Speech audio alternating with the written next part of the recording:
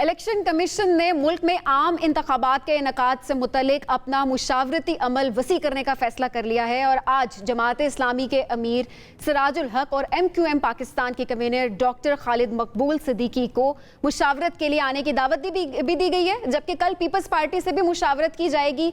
इसके अलावा चारों सूबों के IGs, चीफ सेक्रेटरीज और सूबाई इलेक्शन कमिश्नर्स के साथ भी मुलाकातें की जाएंगी और इस सिलसिले में कल आला सतही इजलास मुनक्किद होने जा रहा है। ताहम आम इंतखाबात के शेड्यूल के हवाले से बात करें तो उस पर इख्तलाफात भी बढ़ते हुए नजर आ रहे हैं और पीपल्स पार्टी, जमात इस्लामी और बलोचिस्तान नेशनल पार्टी मिंगल 90 रोज के अंदर अंदर इलेक्शन कराने का मुसलसल मुतालबा भी कर रही है। इस वक्त हमारे साथ अमीर जमात इस्लामी सिराजुल हक साहब मौजूद, उनसे बात करते हैं। बहुत शुक्रिया सिराजुल हक साहब हमें ज्वाइन करने के लिए। सर, ये इलेक्शन के बारे में तो बात हम करते रहेंगे और इस हवाले से भी आपका मौक़िफ़ ज़रूर जानेंगे, लेकिन सबसे पहले अवाम की ज़रा बात करते हैं। अवाम पर ये जो बिजली का उसको एक झटका दिया गया है, ये बम फोड़ा गया है, इस हवाले से क्या कहेंगे? आपने प्रोटेस्ट का भी कहा है कि 2 सितंबर को प्रोटेस्ट भी की जाएगी। क्या मुतालबात जो रखेंगे प्रोटेस्ट में वो पूरे हो सकते हैं इस मुल्क की हालात को अगर देखा जाए तो?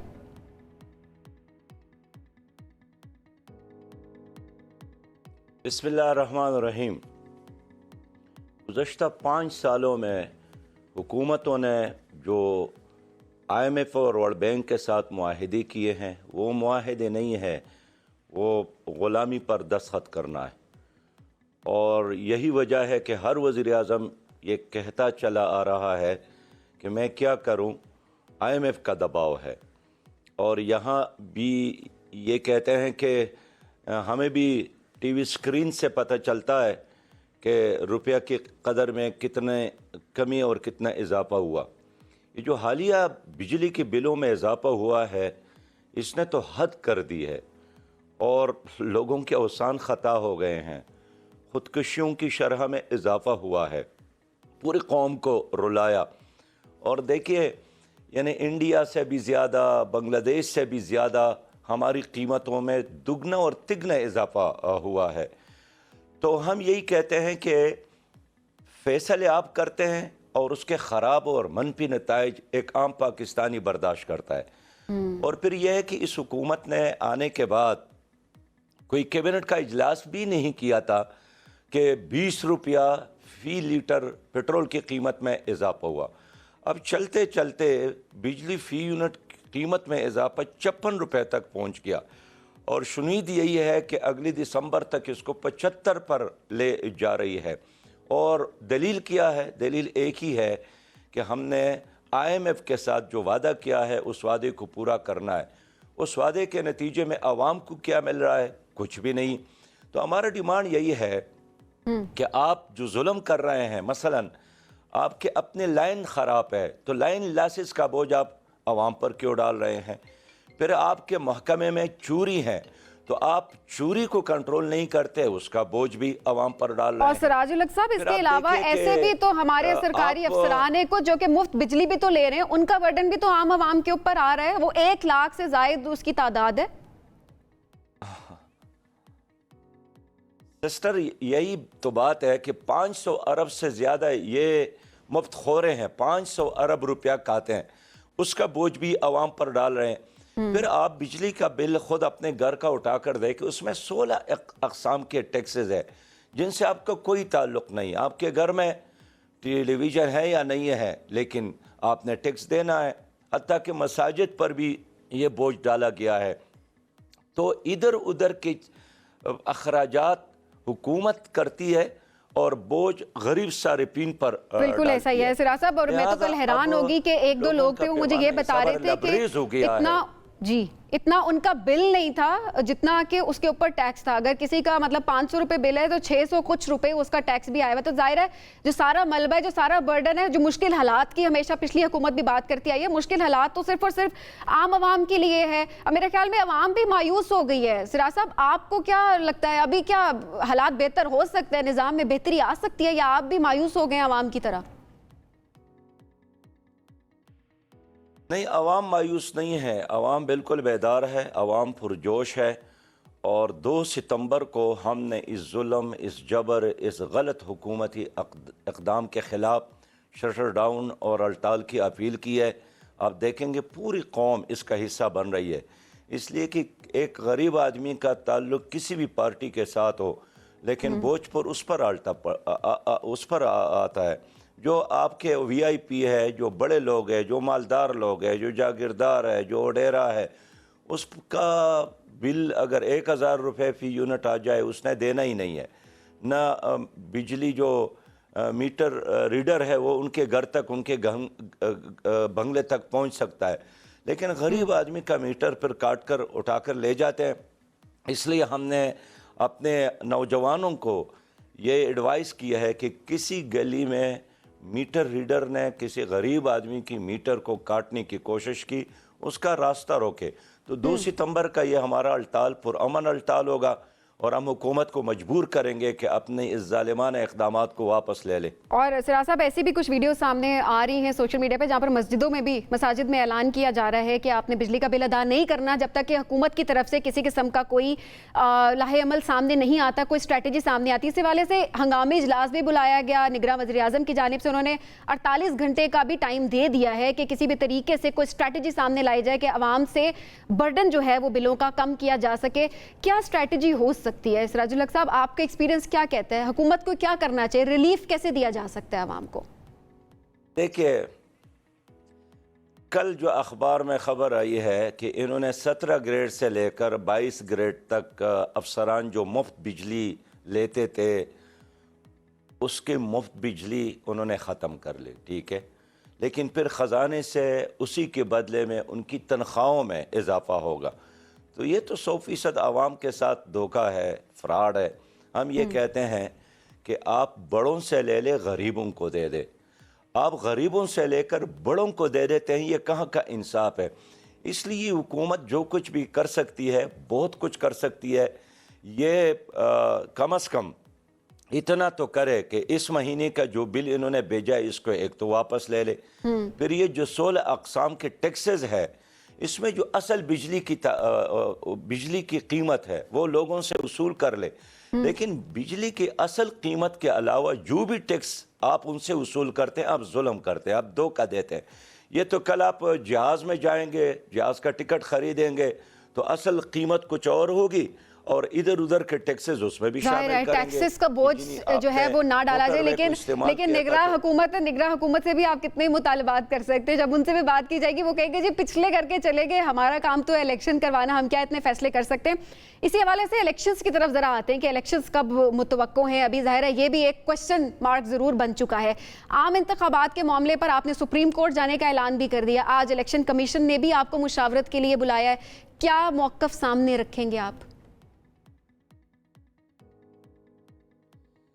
الیکشن کمیشن سے بھی ہم صاف بات کرنا چاہتے ہیں کہ الیکشن ڈیلے کرنا، مؤخر کرنا، 90 دن میں 1 دن کا اضافہ کرنا پاکستان کے آئین کے خلاف ورزی ہے اور ہم اس کو تسلیم نہیں کریں گے۔ 90 دن میں الیکشن کرانا آئین کا تقاضا ہے اور موجودہ حالات میں کوئی نگران حکومت ہو، ٹیکنوکریٹ حکومت ہو، کوئی بھی حکومت جو بھی نام آپ دے دے وہ 24 کروڑ عوام کو لیڈ نہیں کر سکتے اگر اس کے پش پر عوام نہیں ہے۔ تو ہم الیکشن کمیشن کو بھی اپنے تجاویز سے آج آگاہ کر رہے ہیں کہ ہم 90 دن میں الیکشن کرانے کے حامی ہیں، 1 دن بھی اس میں اضافہ ہو اس کی ہم مخالفت کریں گے۔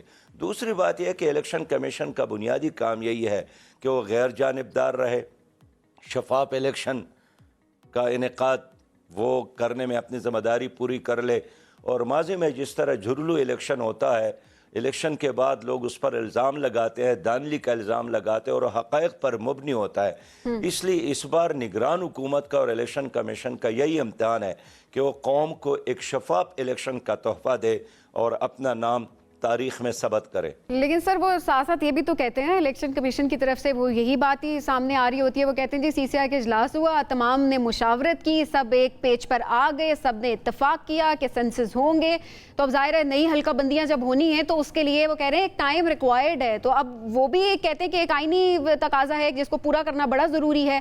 اب کس کی بات مانی جائے؟ آئینی تقاضا کہہ رہے ہیں کہ یہ حلقہ بندیاں ضروری ہیں یا پھر الیکشن 90 دن کے اندر ضروری ہیں؟ تو اب الیکشن کمیشن آپ کو اس میں کہاں پر نظر آتا ہے؟ اس کو کیا اسٹریٹجی اپنانی چاہیے کس طرح سے؟ اب کیونکہ اب دونوں آئینی تقاضے سامنے ہیں۔ دیکھیں ایک بہن آئینی تقاضا تو یہی ہے کہ دفعہ 224 کے تحت صاف صاف یہی بات ہے کہ 90 دن میں الیکشن کا انعقاد، اس کے علاوہ اور کوئی راستہ نہیں۔ باقی جو سی سی آئی کا اجلاس ہوا ہے وہ خود وہ اجلاس متنازع ہے۔ آپ دیکھتے اس میں پیپل پارٹی شریک بھی تھی، آج پیپل پارٹی کا موقف آپ کے سامنے ہے، تو وہ اجلاس خود آئینی تقاضے پورے نہیں کرتا۔ پھر یہ ہے کہ سی سی آئی کا اجلاس اتنا دیر اور لیٹ کیوں کیا گیا؟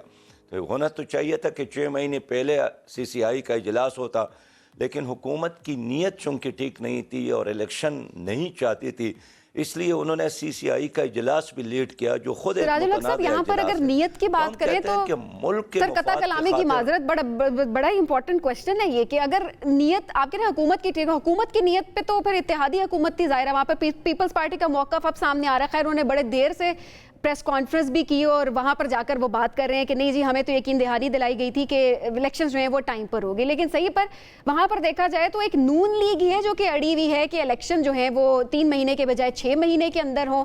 کیا ان کے آپ کو فوائد اس میں نظر آ رہے ہیں؟ کیا ان کے ذاتی مفادات اس کے اندر شامل ہیں؟ آپ کو کیا لگتا ہے؟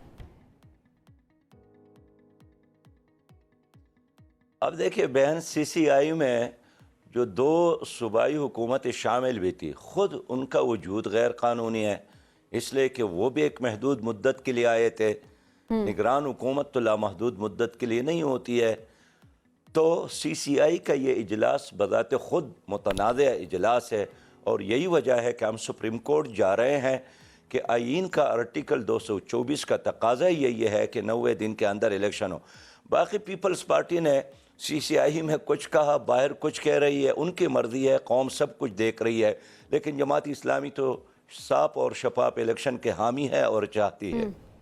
ظاہر ہے، اور یہی بات عوام بھی یہی بات ہی کر رہی ہے کہ پیپلز پارٹی کا پہلے ایک موقف تھا، وہاں پر انہوں نے اس پہ ایگری کیا کہ سینسز ہونے چاہیے، نئی حلقہ بندیاں ہونی چاہیے، اور اس کے بعد جو ہے ابھی ظاہرہ ان کا موقع پریس کانفرنس بھی بڑی لیٹ کی گئی ہے۔ تو ظاہر ہے دونوں سابقہ اتحادی جماعتیں، بڑی 2 جماعتیں جو ہیں وہ آمنے سامنے اس وقت ہمیں نظر آ رہی ہیں، جو پیچھے جو مرضی بات ہو رہی ہو، لیکن اپیرنٹلی عوام، وہی بات ہے آپ کی کہ عوام جو ہے وہ سچ سب دیکھ رہی ہے۔ سر نگراں حکومت کو آپ کب تک دیکھ رہے ہیں؟ اب ظاہر ہے آپ نے سپریم کورٹ جانے کا بھی فیصلہ کر لیا ہے، تو کیا آپ کو کیا لگتا ہے واقعی 90 دن کے اندر جو ہے وہ الیکشن ہو جائیں گے، یا پھر آپ کچھ ٹال مٹول دیکھ رہے ہیں، کچھ آپ کو لگ رہا ہے کہ دال میں کچھ کالا ہے؟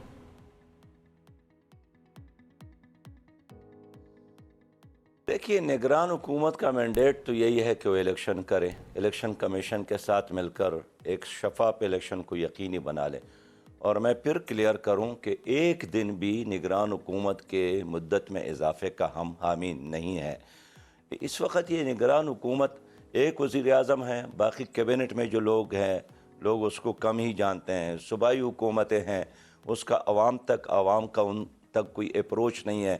تو آپ خود اندازہ کر لے، خیبر پختونخوا میں ایک طویل عرصے سے اسمبلی نہیں ہے، پنجاب میں اسمبلی نہیں ہے، تو آخر عوام کے مسائل پر کون بات کریں گے، کون ایکچولی یہیں سے لوگوں کا بھی شک و شبہات شروع ہوئے ہیں کہ وہ یہی تو بات کر رہے ہیں کہ وہاں پر جب الیکشن ہونے چاہیے تھے دوبارہ سے نہیں ہوئے، نگراں حکومت نے کب تک وہاں پر حکومت کیا اور کون کون سے فیصلے کیے ہیں وہ بھی عوام کے سامنے۔ تو ظاہر ہے اب سوالات اسی لیے تو اٹھ رہے ہیں کہ اب دوبارہ سے وہی چیز تو ریپیٹ نہیں ہوگی جو کہ کے پی میں اور پنجاب میں ہوئی ہے۔